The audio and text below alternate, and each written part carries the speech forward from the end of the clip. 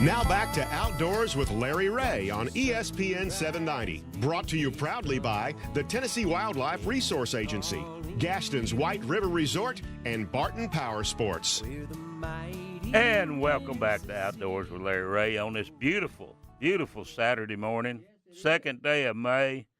It just seems like, you know, the year now is flying by. I tell a lot of people that. I said, it seems like maybe it's because the hunting seasons or stuff in that wind down, but February, to be the shortest month with the less days, man, it drags on. Oh, really? You know, to me, February is the longest month of the year. Especially when you have a lot of rain or cold weather. Yeah, and then when you get out of February, it just pow, it just you know, just shoots by.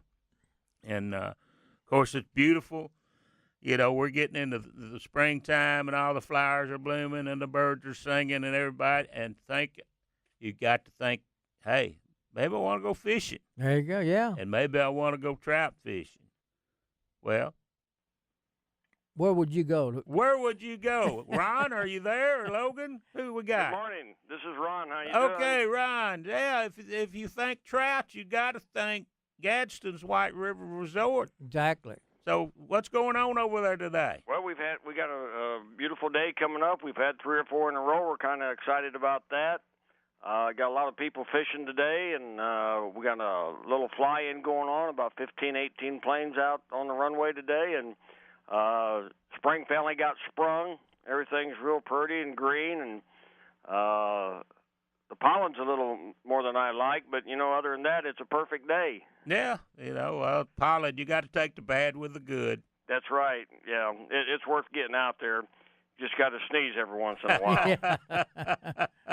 But fishing's been fantastic. It really has. They're running really good water right now. They're running about 2 or 3 generators, and sometimes in the afternoon they'll drop it down to 1, so the fly fishermen can wait in the afternoon. Just got to watch what the dam's doing. And, right. But the fishing's been good, and catching a lot of fish on small lures, little jigs, which you like to fish, and spoons, and rooster tails, and met spinners. And then they're catching some better quality fish on your countdown rapalas and your rogues. And it's just good weather.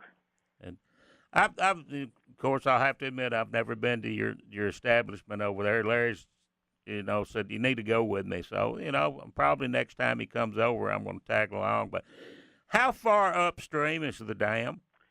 From the resort here, it's about close to 2 miles, about a mile and a half. Okay.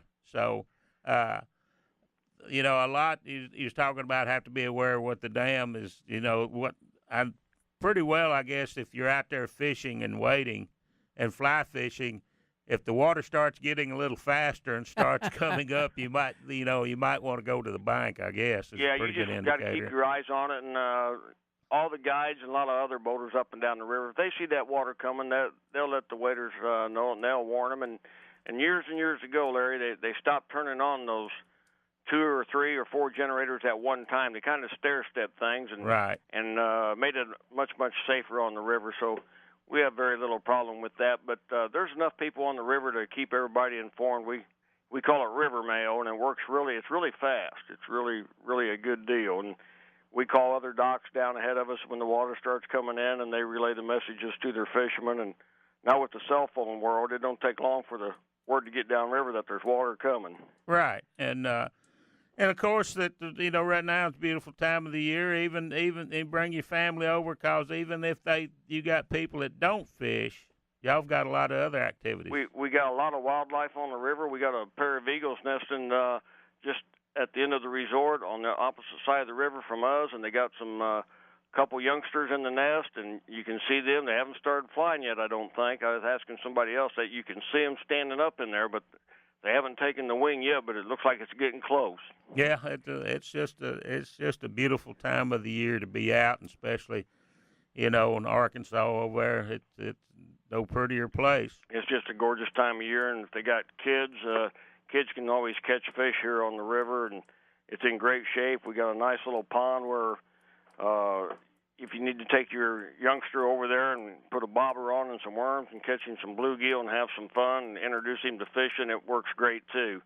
And like you say, there's a lot of wildlife on the river. We had a naturalist club walked Nature Trail the other day, and I think I got a list of all the different species of birds they spotted, and it was like 52. So we put them all on the list here. They gave them to us, and that's pretty impressive list for a 45-hour walk. Yeah, Really, yeah. really, really good. Okay, well, tell our listening audience out there how to get in touch with you. You bet. Okay, make reservations. You can call us at 870-431-5202.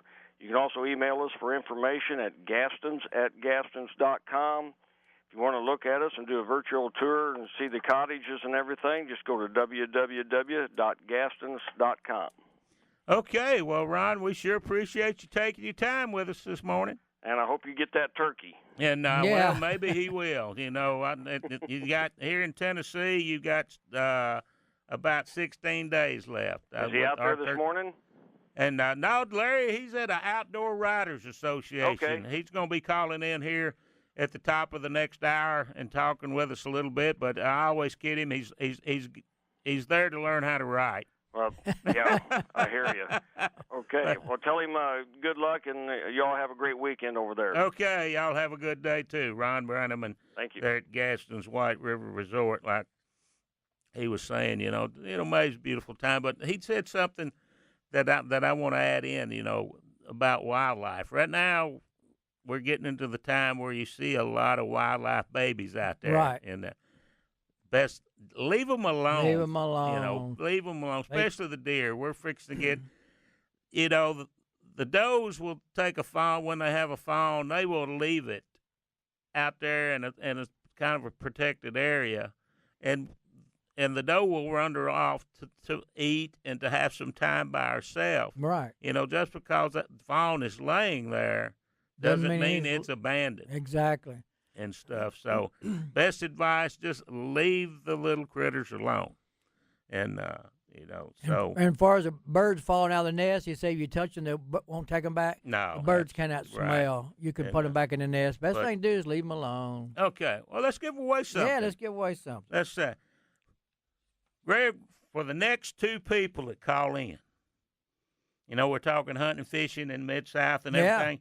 We've got 2 12-month subscriptions to the Mid-South Hunting and Fishing News, courtesy of Mr. Bill Cooksey. Yeah, he's a writer there. If you have never read a copy of the Mid-South Hunting and Fishing News, this is a good time to come in and get a free subscription, 12 months, to know what totally is going on in the Mid-South and the outdoors, Tennessee, Mississippi, Arkansas, stuff like that. So, Greg, we're going to take the next 2 calls, or if you got a question, want to call in it, you can reach us here, of course, at 274-7979 or 800-759-6279, if you have a question. All right, but, for the next 2 people that call in, talk to Greg, that if you would like a 12-month subscription to the Mid-South Hunting and Fishing News, like I said, courtesy of Mr. Bill Cooksey, call on in and, get your subscription. Also, you're going to get your picture put in the magazine. Yeah, you could. Get a big bass or a deer or whatever. But yeah, and so right now, I think I was talking to Chris Park the other day, seen him in the office. Of course, Chris is our WMA manager for, Shelby Forest, Eagle Lake Refuge, and John Tully and a couple of other areas up and down the Mississippi River. I think the river, I asked him what the river was doing.